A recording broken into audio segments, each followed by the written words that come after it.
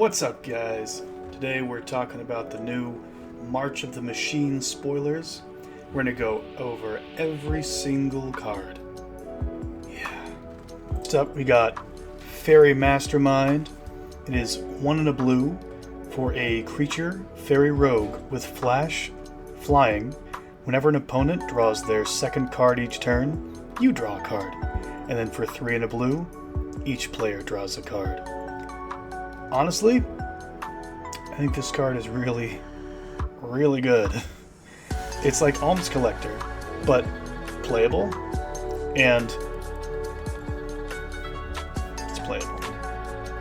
Literally with this and Howling Mine, you can draw an extra 4 cards per rotation for free. Nice.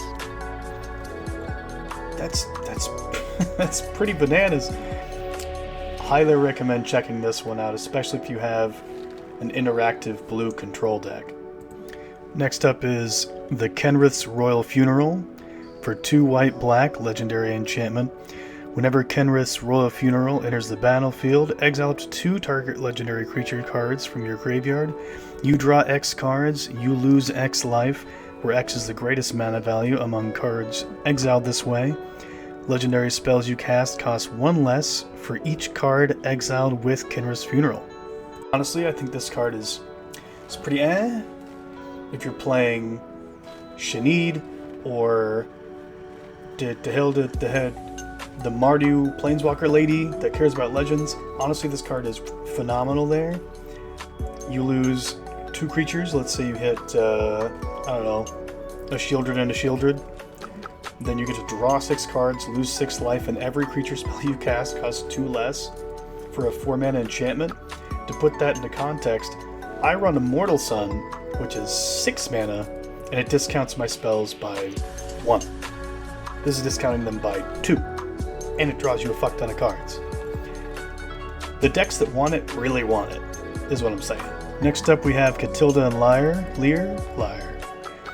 It's a green, white, blue, legendary creature human. Whenever you cast a human spell, target instant or sorcery card in your graveyard gains flashback until end of turn.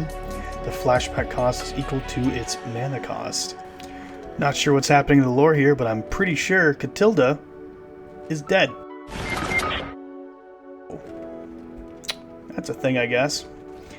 But anyway, lore aside, I mean, these are decent human colors, and it's kind of weird that you would do like some kind of wacky hybrid between Spellslinger and humans. It feels like you'd be splitting your deck too thin. Humans usually want to go wide, unless you're doing mass pumps, but then there are just better cards for that. I don't know. I'm pretty low on this one. Next up we have Ghalta and Mavren, the creature I totally bet you knew who it was. Here he is. He's terrible. But anyway, this pairing, 3 green, white, for a legendary creature dinosaur vampire with trample. Whenever you attack, choose 1. Create a tapped and attacking XX green dinosaur with trample, where X is the greatest power among other attacking creatures.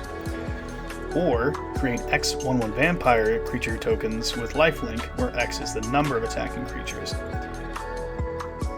And it's oh my god, it's a 12/12. So this is a 7 mana 12/12 trample with upside. Pardon? This is going to be insane. It almost makes me want to actually play Selesnya. No. Almost. Totally great design. I think the numbers are so pushed they're being knocked off the table. But, you know, sure. And you can tell how good of a creature Mavren is, because normal Ghalta is a 12/12 trample, and this is Ghalta and Mavren as a 12/12 trample. So he's pulling just as much weight as he does in his actual card. Two of my favorite creatures from Dominaria. Well, lore-wise, their cards are kind of poopy.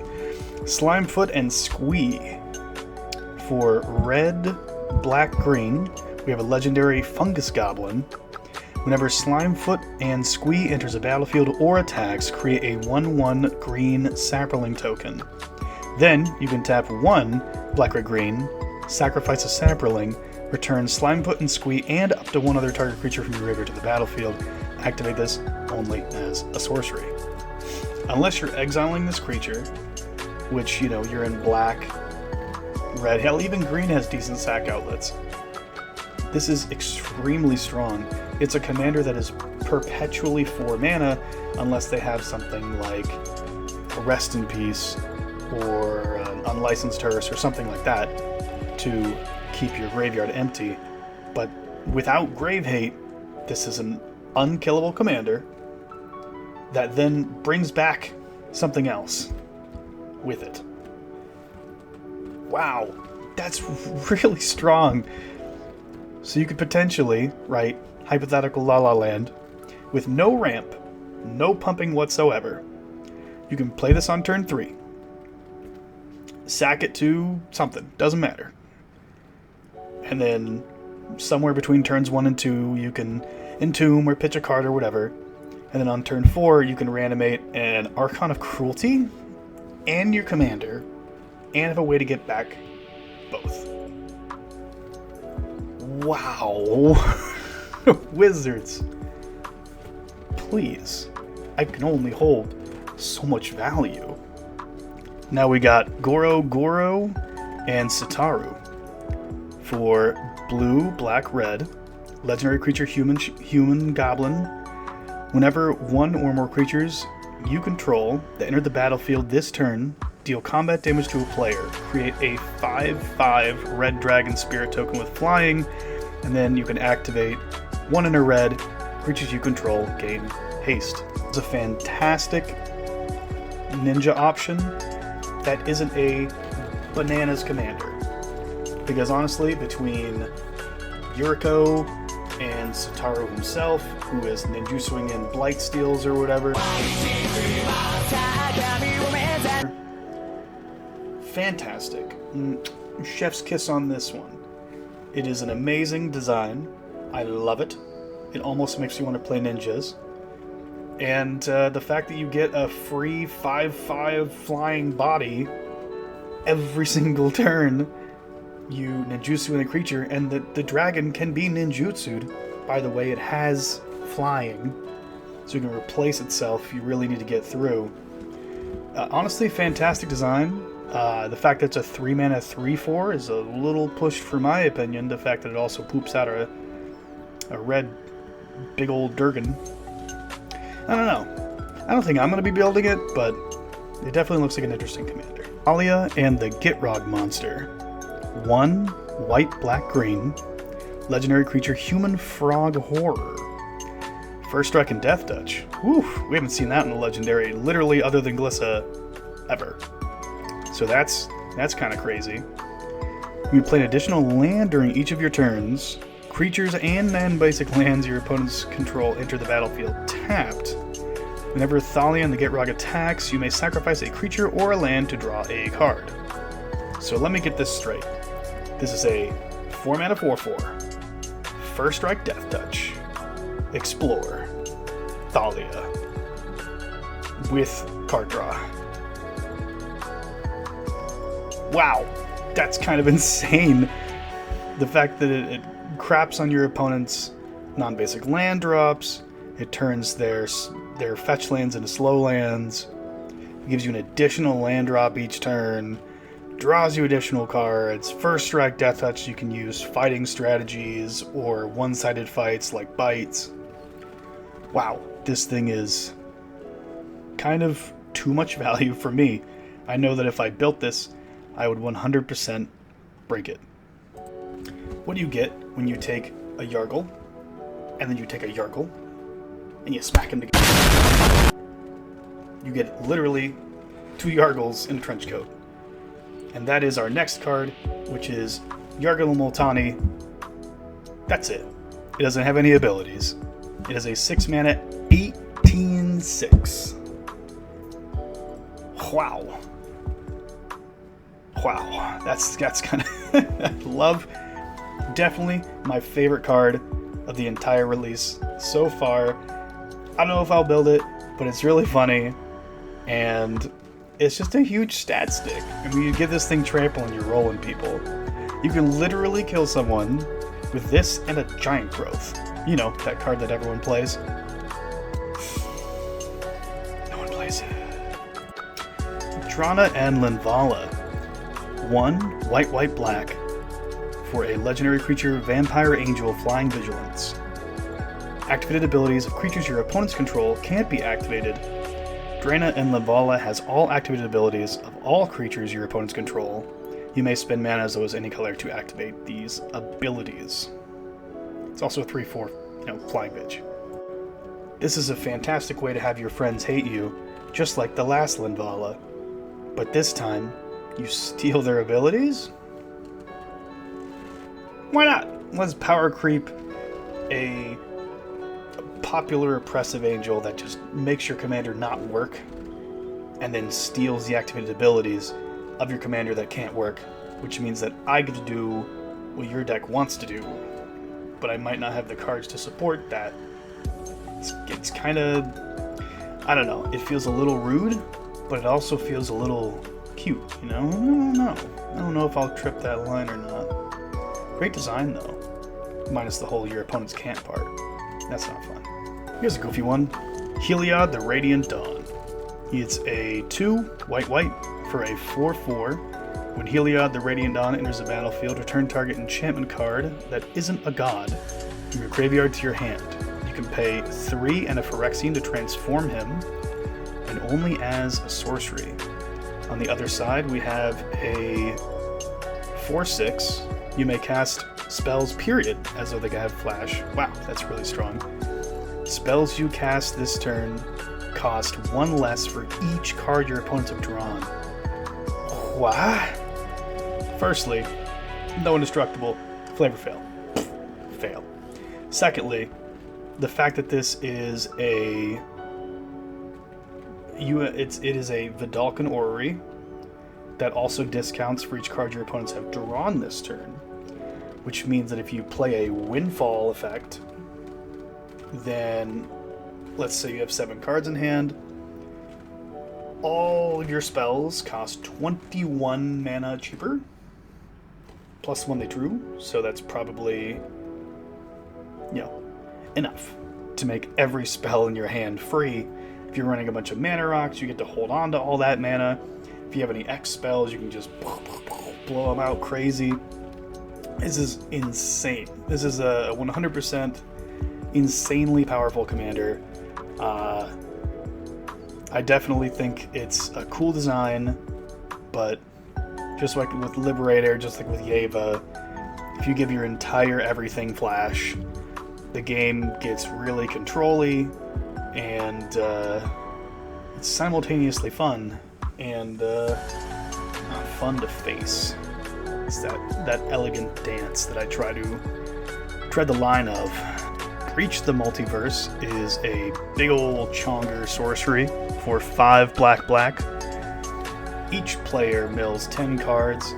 For each player, choose an artifact or creature card that is in that player's graveyard. Put those cards onto the battlefield under your control. Then each creature you control becomes a Phyrexian in addition to its other types. I think this card is cool. It will definitely see sealed play. I doubt it'll see any standard play. And I think in niche strategies, it can see some commander play. I have a big spell Cody deck that might play this just because it's goofy, and that deck loves big stupid sorceries. So I might try that in there, but I think all in all this card is not going to see much play, but it feels very reminiscent of some other 7 mana black sorceries that are just alright. They read well, but then when you play them, it's just kind of a whiff. What if you flip 10 cards off of each player's deck and no one's playing creature deck, you can just literally whiff completely, and then you fill up the graveyard, and then maybe they have some grave interaction. I don't know. I'm very meh on this card. I think that maybe I'll be proven wrong, but currently it seems kind of alright. Moment of Truth is a 2-mana instant, 1 in a blue. With the top 3 cards of your library, put one of those cards into your hand, 1 into your graveyard, and 1 in the bottom of your library. This feels a lot like that red and blue sorcery that people play. I can't really place the name of it.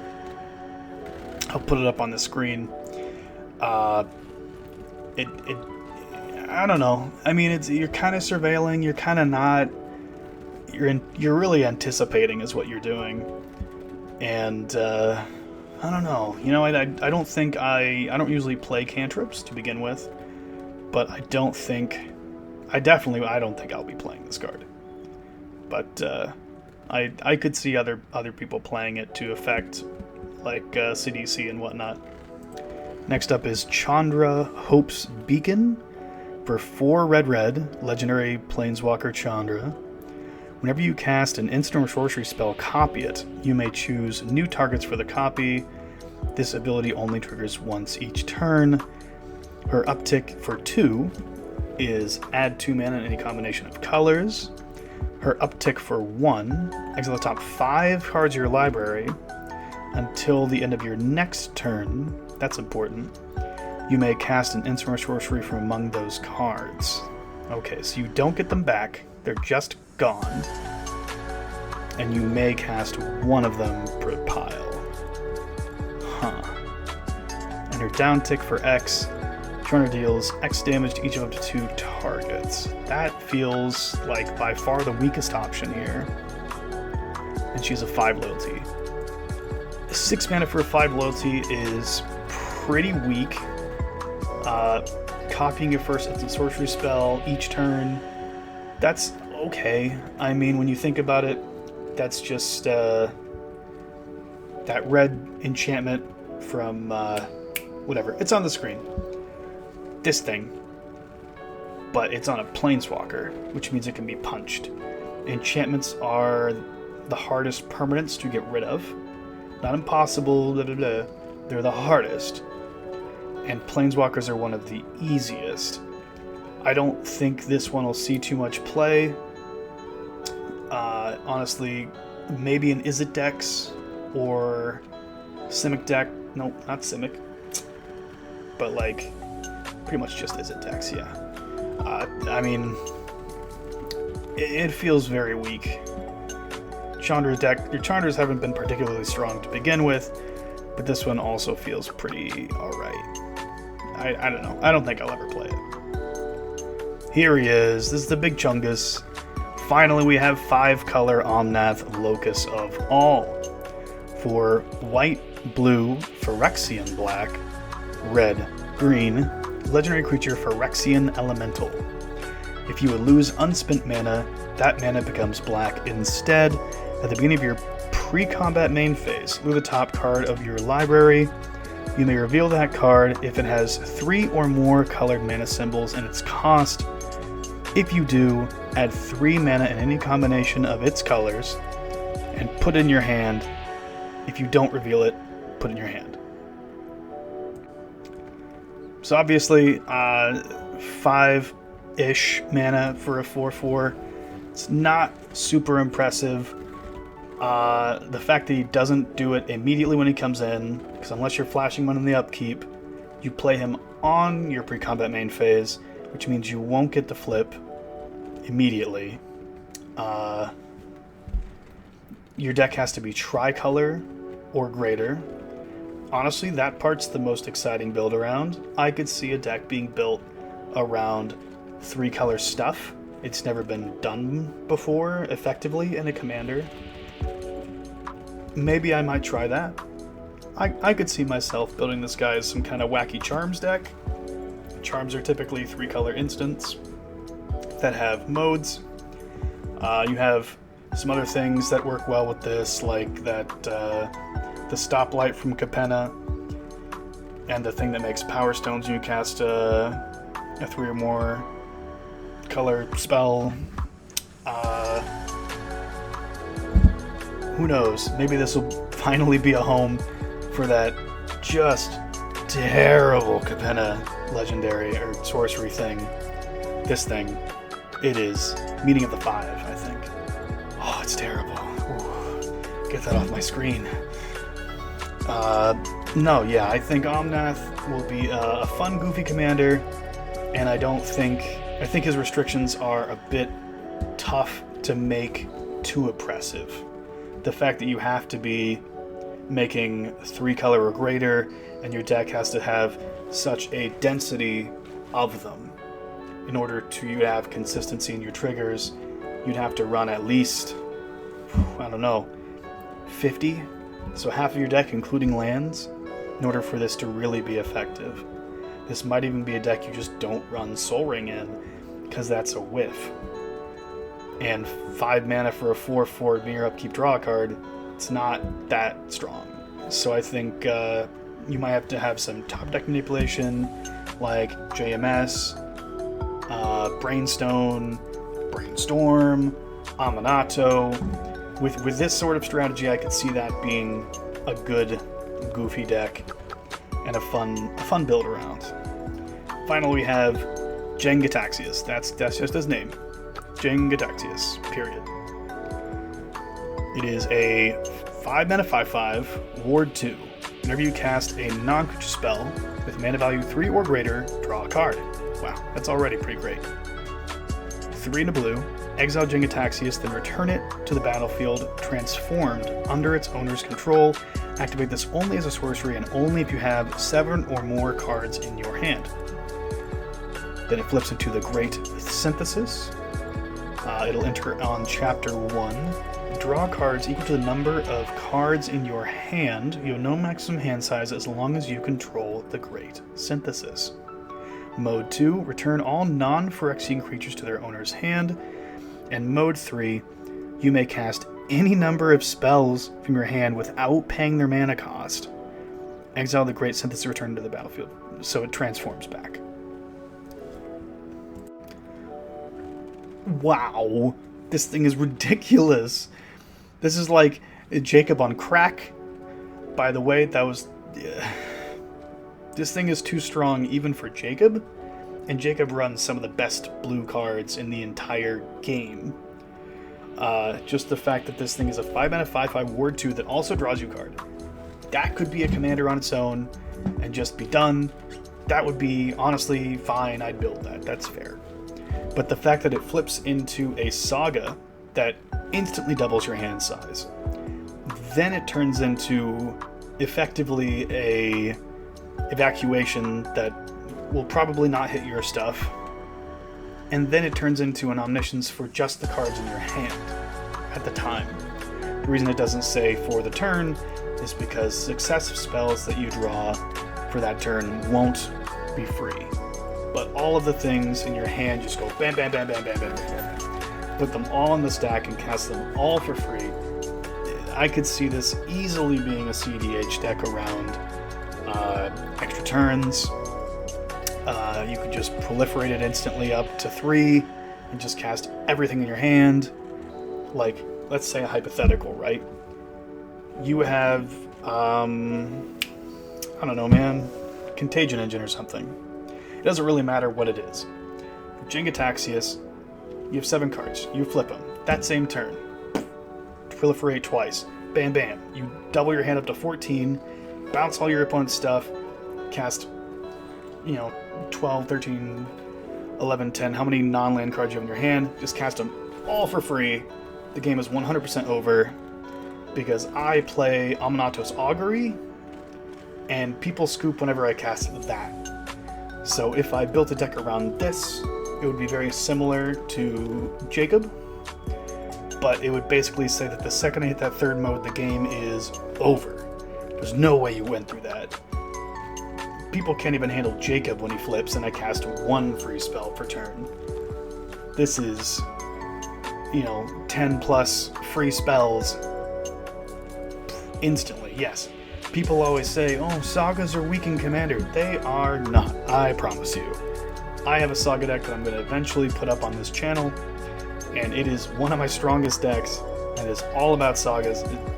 It is insane. So the fact that this exists is bananas, honestly. That's my feelings on it. I think it is insanely pushed, like even more pushed than the Ghalta. Like, it is just ridiculous.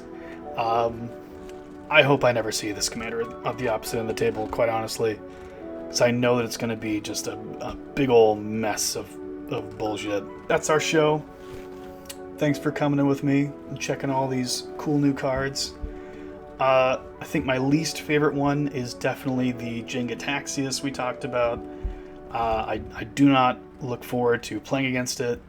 I might try it in my Saga deck and then eventually probably take it out. But as a commander, it's going to be miserable. In terms of my favorite, however, Omnath is pretty rad, and the double Yargle, pretty sweet. I don't know if I would build the double Yargle, but I would love to see someone play it against me. It would bring me much joy. But the Omnom, yeah, no, I could definitely picture me building some kind of wacky charms deck with it. I think it'd be a lot of fun. Thanks for checking in.